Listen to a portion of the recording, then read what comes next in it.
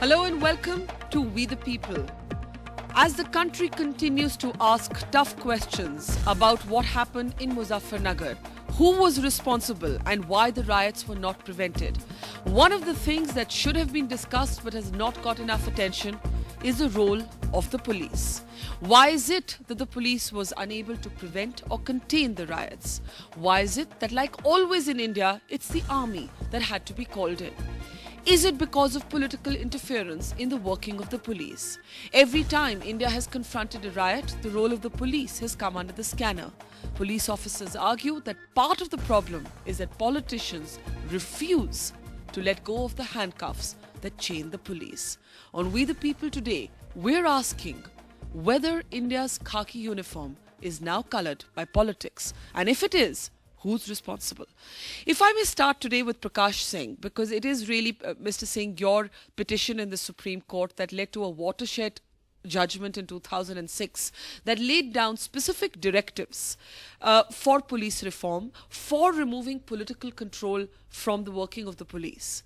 Today, we are on that same weekend in 2013, most of these reforms have not been implemented, and we are looking at a riot in Muzaffarnagar.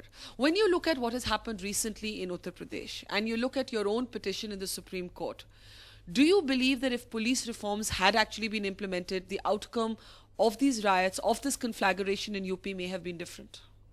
Well, at the outset, Barkha, let me thank you for organizing this debate on September 22, the day the Supreme Court gave this judgment, a day which we observe as Police Reforms Day. Yes.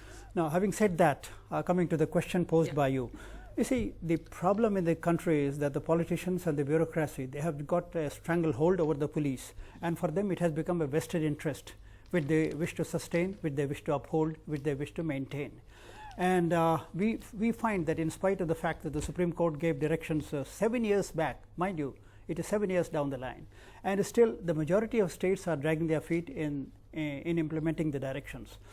Last July 31, the Supreme Court was so anguished by the response of some of the major states that the chief secretaries of 4 states were summoned by the Supreme Court, and of course they gave an assurance that they would ensure compliance. But by the time they get back to the state capitals, all kinds of pressures start building on them again, and Maharashtra has come up with a fantastic assertion that the provisions and the directions laid down by the Supreme Court are contrary to the constitutional provisions, which is absurd. They take 7 years to discover this.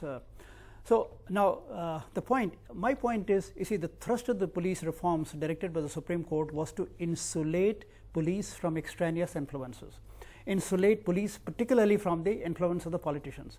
In Muzaffarnagar, what really went wrong was that the police administration, or you can say the district administration in general, was almost neutralized by the politics, by the master sitting in Lucknow.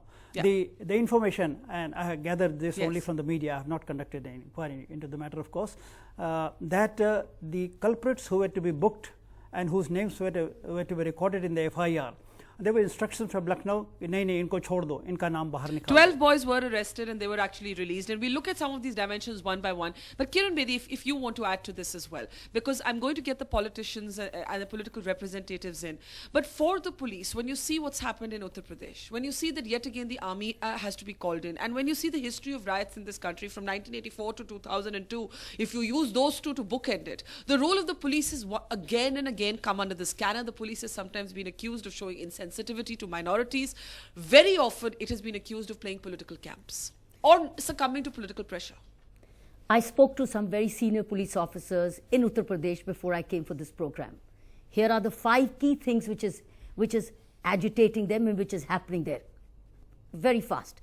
It's a totally fractured administration, they said. It's fractured on caste and communal lines, 100%. You either belonging to one party or the other, and you know the main 2 parties. Third, criminals are in really key position today. While UP has the highest number of criminal courts in the country, but criminals are in position. Police leadership is defunct. Fourth, bureaucracy is controlled, but it further controls the police. So you have the IAS, which is suffocated, as it's happened with Durga, Shakti, etc. It shows, but it further controls. That means police is controlled twice over by the politicians and the bureaucracy. And finally, corruption is very, very high. Very high. These are 5 things which are ailing the entire police system there. Nirmala Sitharaman, looking first at Muzaffarnagar, one of the problems for the police is when lawmakers themselves are actually those who stand with violating the laws. So you have, for example, your own party's MLAs along with politicians from other parties who have been booked, non-bailable warrants, 20 of them issued. Today we see these pictures of 2 of the BJP MLAs walking into prison and the jailer and a few sundry policemen actually saying namaste to them, salute to them. That image sends out a message to the policing community that it'll always be the neta who's the boss. See, what's happened in Muzaffarnagar is absolutely unfortunate and nobody is trying to justify. And particularly coming from BJP, I'm doubly conscious that I make this statement first.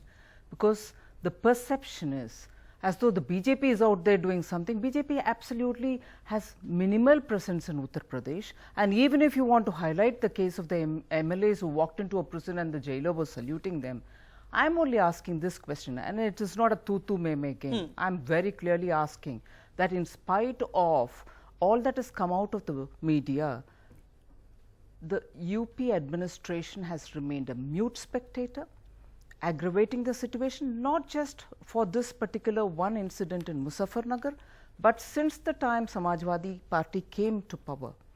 Every month, one or the other incident is happening. And I'm myself broaching this point, that since after 2002, with the electronic media which is literally throwing the spotlight, and rightly so, on every such incident, we thought there are not going to be any more such incidents, and hopefully all of us prayed no more such incidents. But what's happening now is between June 2012 and till Muzaffarnagar happened, how many such incidents have been happening? And that has also been spoken about in the UP Assembly. So today my question is, all of us will have to sit up and think and hear from the BJP, now I would say this, what a kind of biased administration has the Uttar Pradesh government turned out to be? And if laws and last 10 years have passed on that, and rightly so, because we want law and order to prevail in every state. We looked at Gujarat with a microscope. Let us look at Uttar Pradesh too. But it's not happening. We are looking at Uttar Pradesh with a microscope. And in that context, Madhukar Jaitley, as an advisor to the UP government, there are many, many questions that arise. The BJP's MLAs are booked. The Congress local leaders are booked. The BSP local leaders are booked. So this is an all-party crime. It's the all-party creation of a riot. I think that's what a lot of people would believe looking at it. But questions for the UP administration. On the very first incident that takes place in this area on the 27th of August, you have the district magistrate and the SSP immediately transferred. It creates a vacuum there. You send in a bunch of new people. They do not stop this next set of 3 big sabhas from happening. The 30th August meeting of Muslim leaders and 2 Mahapanchayats after that where all kinds of anti-Muslim slogans are raised. Then there is no haste to transfer anybody. But on one smaller localized incident, the cop and the district magistrate are immediately transferred. Do you then blame Prakash Singh and Kiran Bedi or even the BJP for saying biased administration, political interference, transfer Raj, and the police coming under pressure to not do its job? You see, I would also like to say that this incident which has happened is definitely a very unfortunate incident. It should not have happened at all. Not only in UP, but it could have been prevented. The point is, it could have been prevented. You see, what you have said just now is that the